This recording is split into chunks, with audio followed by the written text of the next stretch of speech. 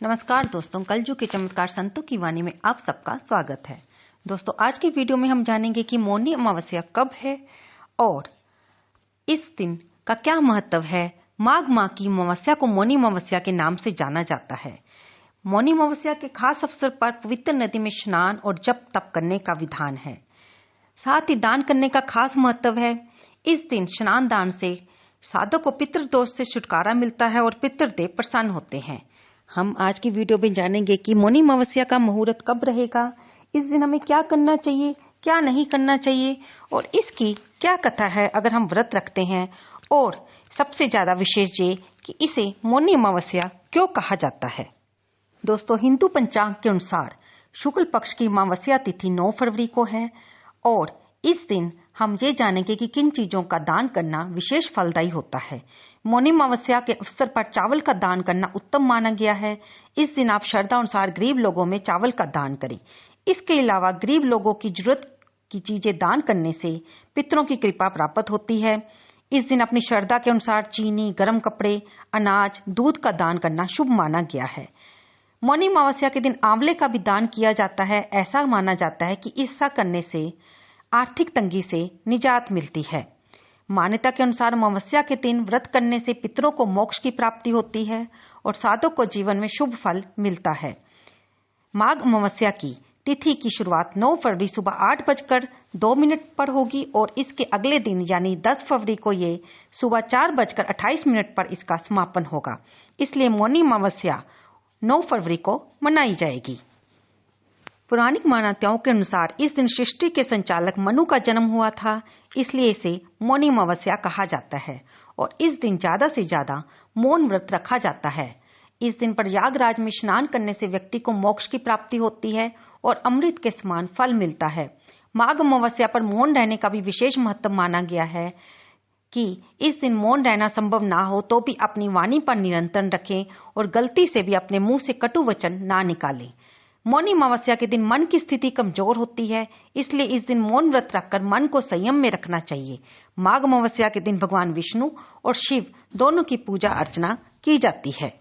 इस दिन कुछ कार्यों को करना वर्जित माना गया है। आइए जानते हैं कि मौनी अमावस्या के दिन क्या करना चाहिए और क्या नहीं। पहले तो हम ये जानेंगे कि मौनी अमावस्या के दिन हमें क्या करना चाहिए। मौनी अमावस्या के दिन सुबह जल्दी उठकर किसी पवित्र नदी में स्नान करें। अगर आप किसी नदी के पास नहीं रहते, जाना संभव नहीं है, तो पानी में ही घर में गंगा जल मिलाकर नहाएं। इसके बाद सूर्य देव को जल अर्घ्य दें। फिर घर के मंदिर में या घर के पास के मंदिर में जाकर भगवान विष्णु या भगवान शंकर की पूजा अर्चना करें और ब्राह्मण को, गरीबों को, जरूरतमंदों को कुछ न कुछ अन्न धन का दान करें। दान पुण्य के कार्यों में शामिल रहें।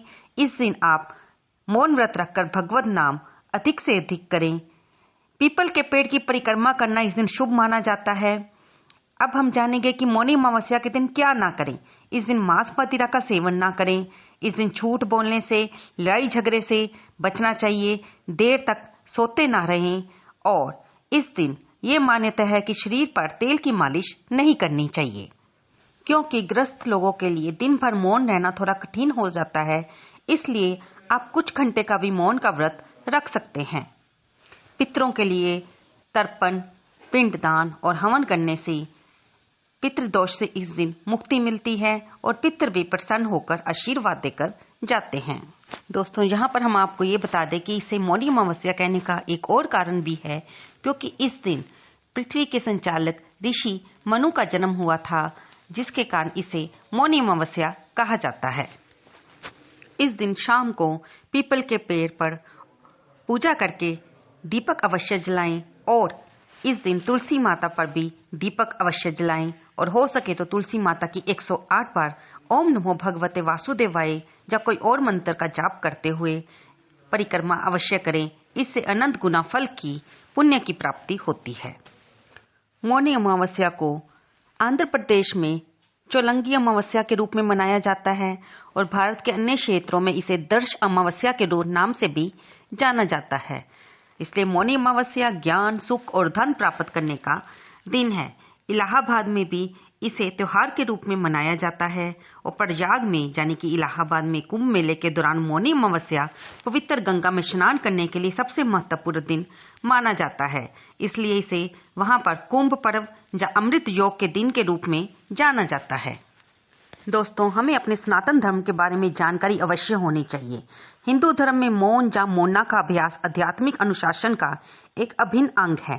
मौनी शब्द एक अन्य हिंदी शब्द मुनि से आया है, जिसका अर्थ है सन्यासी यानी संत, जो मौन का अभ्यास करने वाला व्यक्ति है। इसलिए मौना शब्द उपयुक्त रूप से स्वयं के साथ एकता प्राप्त करने का प्रतीक है। प्राचीन काल में प्रसिद्ध हिंदू गुरु आदि शंकराचार्य जी ने स्वयं मौना को एक संत के 3 प्रमुख गुणों में से बताया था। आधुनिक समय में एक हिंदू गुरु रमन महर्षि ने आध्यात्मिक प्राप्ति के लिए मौन अभ्यास का प्रचार किया। उनके लिए मौन विचार या वाणी से अधिक शक्तिशाली है और ये व्यक्ति को स्वयं से जोड़ता है और अशांत मन को शांत करता है। इसलिए जितना ज्यादा संभव हो सके मौनी अमावस्या पर मौन रहने का व्रत अवश्य रखना चाहिए। पवित्र जल में डुबकी लगाने की प्रथा भी हिंदू अनुयायियों में बहुत महत्वपूर्ण है। हिंदू धर्म ग्रंथों के अनुसार ये माना जाता है कि मौनी अमावस्या के शुभ दिन पर पवित्र नदी का पानी यानी कि गंगा का पानी अमृत में बदल जाता है। इसलिए इस दिन दूर दूर से श्रद्धालु लोग पवित्र गंगा नदी में स्नान करने आते हैं। इतना ही नहीं, पौष पूर्णिमा से माघ पूर्णिमा तक पूरा माघ महीना स्नान अनुष्ठान के लिए आदर्श है, लेकिन सबसे महत्वपूर्ण दिन मौनी अमावस्या का ही माना जाता है। आइए अब हम सुनते हैं मौनी अमावस्या पर सुनी जाने वाली व्रत कथा। एक समय की बात है, एक कांचीपुरी नाम के नगर में एक ब्राह्मण का परिवार रहता था।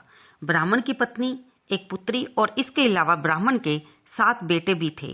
ब्राह्मण ने अपने सभी पुत्रों का विवाह बड़ी धूमधाम से किया और फिर अपनी पुत्री गुणवती के लिए वर तलाशने लगा। उसने अपने बड़े बेटे को योग्य वर खोजने के लिए नगर से बाहर भेजा। इस बीच उसने अपनी पुत्री गुणवती की कुंडली एक ज्योतिष को दिखाई। कुंडली देखकर ज्योतिष बोला कि आपकी बेटी विवाह के उपरांत सपति होते ही विधवा हो जाएगी। ये सुनकर ब्राह्मण दुखी हो गया और ज्योतिष से इस दोष का निवारण बताने को कहा। तब ज्योतिष ने कहा कि अगर सिंहिल द्वीप में रहने वाली सोमा नाम की धोबन शादी के समय अपना पुण्य आपकी पुत्री को दान कर दे और वर वधु को आशीर्वाद दे तो आपकी पुत्री आजीवन सुहागन रहेगी। ये सुनते ही ब्राह्मण ने अपने सबसे छोटे बेटे के साथ अपनी पुत्री को सोना धोबिन के घर भेजा। उन्होंने सोना धोबिन को पूरी बात बताई। सोना धोबिन उनके साथ उनके घर जाने के लिए तैयार हो गई। इधर ब्राह्मण और उसकी पत्नी ने शादी की तैयारियां करके रखी थी और पुत्री के आते ही ब्राह्मण ने गुणवती का विवाह कराया।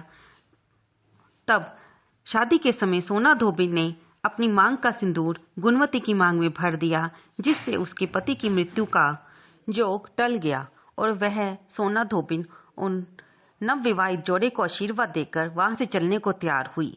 तब गुणवती की मां ने उसे सुहाग का सारा सामान दिया। यहाँ पर हम आपको ये बता दें कि सोना धोबन अमावस्या के व्रत रखती थी, जिसके कारण वह सुहागनों में से गिनी जाती थी और उसने अपनी सारे अमावस्या के व्रत का पुण्य उस नवविवाहित जोड़े को दे दिया था। इधर जब वह अपने गांव पहुंच रही थी तो उसे खबर आई कि उसका पति जो कि बीमार चल रहा था उसकी मृत्यु हो गई है। सोना धोबिन अपनी बहू को ये कह के आई थी कि चाहे कुछ भी हो जाए वह उसके पति की देखरेख करती रहे। इसलिए उसकी बहू ने मृत्यु के बाद भी उसके पति की देख को संभाल कर रखा। इधर धोबिन नदी के किनारे एक पीपल का पेड़ देखती है और क्योंकि उस दिन अमावस्या पड़ रही थी और वो भी मौनी अमावस्या, तब सोना धोबिन ने व्रत रखकर उस पीपल के पेड़ की पतवारी साफ करके सुहागन का सारा सामान जो कि गुणवती की मां ने उसे दिया था उसे पतवारी के नीचे रखकर उसने 108 बार परिक्रमा की और दीपक जगाया और भगवान से प्रार्थना की कि वे उसके पति को दीर्घ आयु होने की आशीर्वाद प्रदान करें। उसकी भक्ति और उसके साफ हृदय से प्रसन्न होकर भगवान विष्णु ने उसे पुण्य दिया और इधर उसका पति जीवित हो गया।